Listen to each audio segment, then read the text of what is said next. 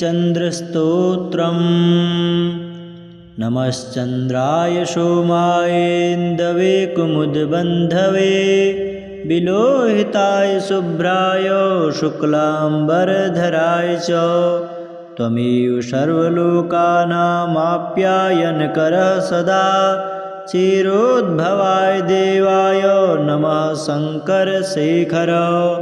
युगानां युगकर्ता त्वं निशानाथो निशाकरः संवत्सराणां मासानां ऋतूनां तु तथैव च ग्रहाणां च त्वमेकोषि सौम्यः सोमकरः प्रभुः।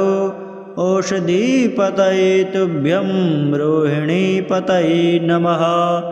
इदं तु पठते स्तोत्रं प्रातरुत्थाय यो नरः दिवा वा यदि वा रात्रौ बद्धचित्तो हि यो नरः न भयं विद्यते तस्य कार्यसिद्धिर्भविष्यति।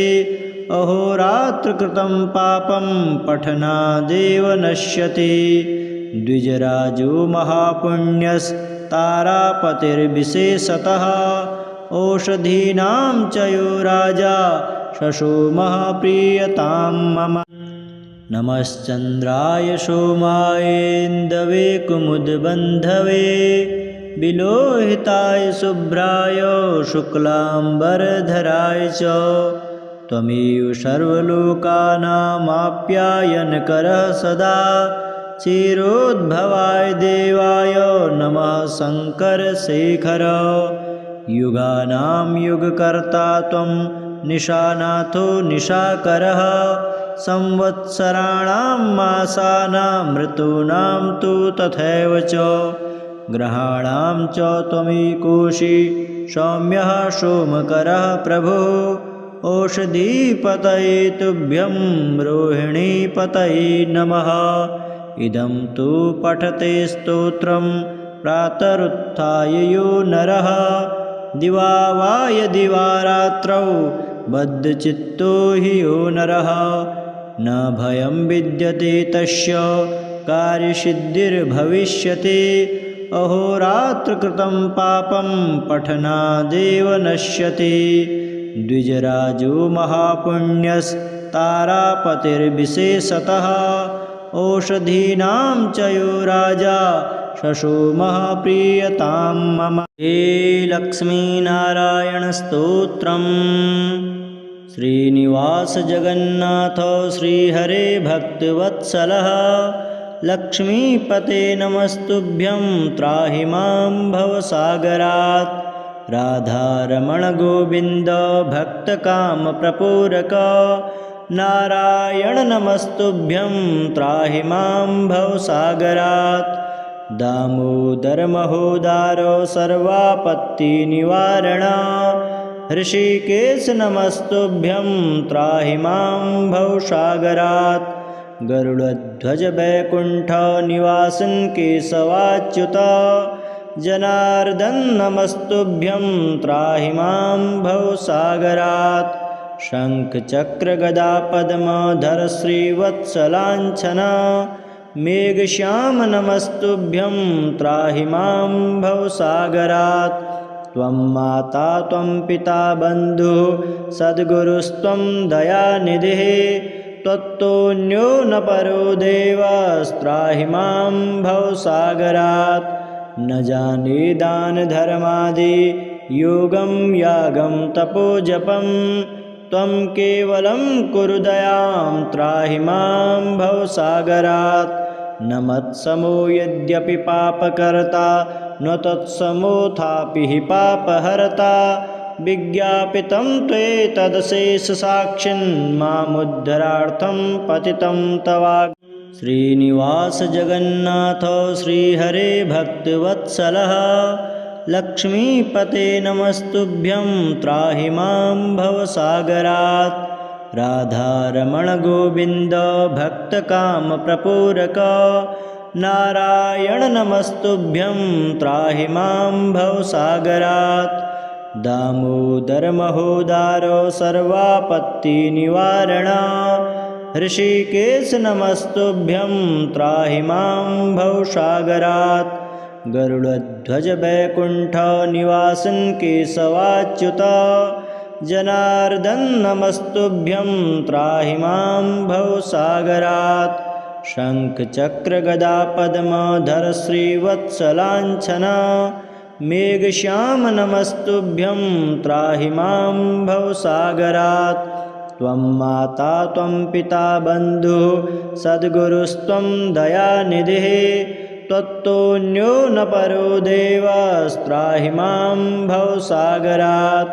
न जाने दानधर्मादि योगं यागं तपोजपं त्वं केवलं कुरु दयां त्राहि मां भवसागरात्। न मत्समो यद्यपि पापकर्ता न तत्समोऽथापि हि पापहर्ता विज्ञापितं त्वेतदशेषसाक्षिन् मामुद्धरार्थं पतितं तवाग्। श्रीनिवास जगन्नाथ श्रीहरे भक्तवत्सलः लक्ष्मीपते नमस्तुभ्यं त्राहि मां भवसागरात्। राधारमण गोविन्द भक्तकामप्रपूरक नारायण नमस्तुभ्यं त्राहि मां भवसागरात्। दामोदर महोदार सर्वापत्तिनिवारण ऋषिकेश नमस्तुभ्यं त्राहि मां भवसागरात्। गरुडध्वज वैकुण्ठ निवासन केशवाच्युत जनार्दन नमस्तुभ्यं त्राहि मां भवसागरात्। शङ्खचक्र गदा पद्मधर श्रीवत्सलाञ्छन मेघश्याम नमस्तुभ्यं त्राहि मां भवसागरात्। त्वं माता त्वं पिता बन्धुः सद्गुरुस्त्वं दयानिधिः त्वत्तोऽन्यो न परो देवस्त्राहि मां भवसागरात्। न जाने दानधर्मादि योगं यागं तपोजपं त्वं केवलं कुरु दयां त्राहि मां भवसागरात्। न मत्समो यद्यपि पापकर्ता न तत्समोऽथापि हि पापहर्ता विज्ञापितं त्वेतदशेषसाक्षिन् मामुद्धरार्थं पतितं तवाग्। नमश्चन्द्राय सोमायेन्दवे कुमुदबन्धवे विलोहिताय शुभ्राय शुक्लाम्बरधराय च त्वमेव सर्वलोकानामाप्यायनकरः सदा चिरोद्भवाय देवाय नमः शङ्करशेखर। युगानां युगकर्ता त्वं निशानाथो निशाकरः संवत्सराणां मासानां ऋतूनां तु तथैव च ग्रहाणां च त्वमेकोषि सौम्यः सोमकरः प्रभुः। ओषधीपतये तुभ्यं रोहिणीपतये नमः। इदं तु पठते स्तोत्रं प्रातरुत्थाय यो नरः दिवा वा यदि वा रात्रौ बद्धचित्तो हि यो नरः न भयं विद्यते तस्य कार्यसिद्धिर्भविष्यति अहोरात्रकृतं पापं पठनादेव नश्यति। द्विजराजो महापुण्यस्तारापतिर्विशेषतः ओषधीनां च यो राजा शशो महाप्रियतां मम। नमश्चन्द्राय सोमायेन्दवे कुमुदबन्धवे विलोहिताय शुभ्राय शुक्लाम्बरधराय च त्वमेव सर्वलोकानामाप्यायनकरः सदा चिरोद्भवाय देवाय नमः शङ्करशेखर। युगानां युगकर्ता त्वं निशानाथो निशाकरः संवत्सराणां मासानां ऋतूनां तु तथैव च ग्रहाणां च त्वमेकोषि सौम्यः सोमकरः प्रभुः। ओषधीपतये तुभ्यं रोहिणीपतये नमः।